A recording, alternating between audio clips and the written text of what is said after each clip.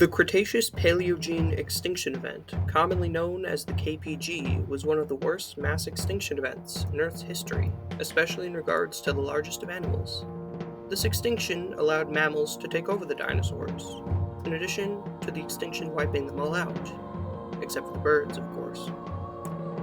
What if, however, the extinction had been a different story?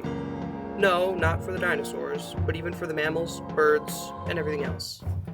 This is the story of the Cenozoic after impact, a world where the Cretaceous-Paleogene extinction event still caused the extinction of all non-avian dinosaurs, and where mammals would still rule the Earth, but in entirely different forms, almost entirely due to the phenomenon known as the butterfly effect, in which one tiny, or in this case very large, change can entirely alter the course of history.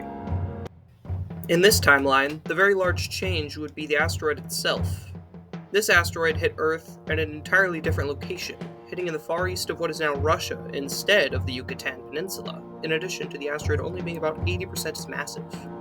As a result, this lessened extinction resulted in many more clades persisting beyond the Maastrichtian, but still devastating enough for almost anything larger than a coyote to be absolutely smited off the face of the planet. Of these clades would include many Mesozoic icons, including the plesiosaurs, surviving in a single population in Western Asia, likely adapted for freshwater environments and being much smaller than most plesiosaurs at the time. These plesiosaurs in particular were polycotylids, the false pliosaurs, having proportionally very short necks in comparison to most plesiosaurs of the late Cretaceous, and likely a very similar ecological niche to that of the extinct pliosaurs. One of the other most noteworthy clades to have survived the blast were the enantiorniths, the very close relatives of modern birds, who still had few relatively primitive features, like teeth and claws on the wings, but otherwise essentially identical to modern birds in terms of niche, most especially similar to the passerines. In addition, the largest group of the shelled cephalopods, the ammonites, also managed to hold on here. Interestingly enough, they actually managed to survive the KPG for a brief moment in our timeline too, with the latest fossils of a few ammonite species being found in Danian deposits, most about 300,000 years after the KPG. Here, however, due to the lessened extinction, they managed to continue to survive and thrive. Interestingly, this lesser extinction still caused extinctions that never occurred in our timeline. One of the most immediately noticeable would be the extinction of grass, having massive implications on this timeline's plant evolution, but also entire biomes. Another one of these would be, interestingly, frogs.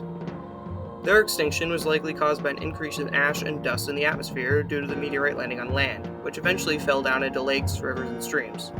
This likely caused all of the young frog eggs to die, in addition to slowly poisoning the few remaining adults and tadpoles. However, the extinction had another effect, not immediately noticeable. The butterfly effect was a double-edged sword. This huge change caused many more lineages to survive and evolve, and even an additional few to go extinct, but it also caused even more to never exist in the first place. Sloths, rhinos, carnivorans, rodents, and even primates, just to name a few, would essentially never evolve as a result of the lessened extinction, due to certain lineages proliferating more or less. As a result, as time moved on, the changes became more and more extreme over millions of years, resulting in entirely different life forms from our timeline. As for what all of these various things mean for the project, it has essentially resulted in the fauna, and even flora to a degree, being quite reminiscent of the Mesozoic in many ways, as well as being totally unique from our own timeline. This is very noticeable as far as the project has come, as the community project is actually already in the late Miocene. This project is actually a Discord-based community project in which you, yes you, can submit for. Link in the description. Sooner or later, I will be making more videos about After Impact, starting with a general overview of the Paleocene, and continuing to do so with more and more phases until we are caught up. In addition, you can also join the Discord server for sneak peeks and previews of not only upcoming videos, but the absolute state of the project as a whole. It already has over 1,000 submissions over the course of a year and a half, with close to 200 people already there, so there's a little something for everybody.